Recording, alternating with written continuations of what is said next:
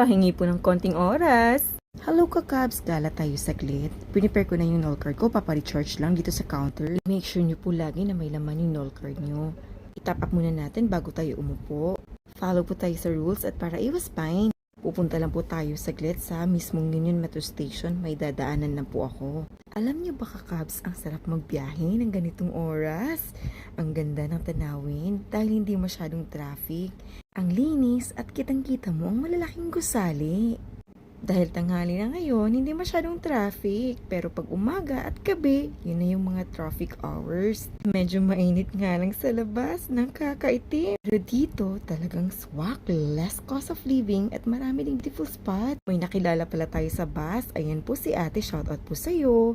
Tinuro ko din sa kanya kung saan siya makahanap ng magagandang trabaho at magagandang agency po dito sa UAE. Salamat at nakarating din tayo sa Union Metro Station. Konting lakad pa, tiis konti. Approximately sa 55 minutes na binahe natin, nakarating din tayo. Talagang napakalawak ng Union Metro Station dahil ito din ay bus station. Ito kayo makakahanap ng mga bus na papunta sa kahit saang Emirates ng UAE. Meron naman sa ibang metro station pero mas bet ko dito kasi nga kabisado ko na, dito ako lagi. Pababa na tayo, papuntang train. Meron palang signage, 4 minutes to wait pala. Parating na din yung next train. Mga ka-Cubs, reminders pala, pag kayo sumakay ng metro, dapat dun kayo sa pinakadulo kung babae kayo. Pwede naman pag lalaki kayo sa gitna o dun din sa pinakahuling dulo.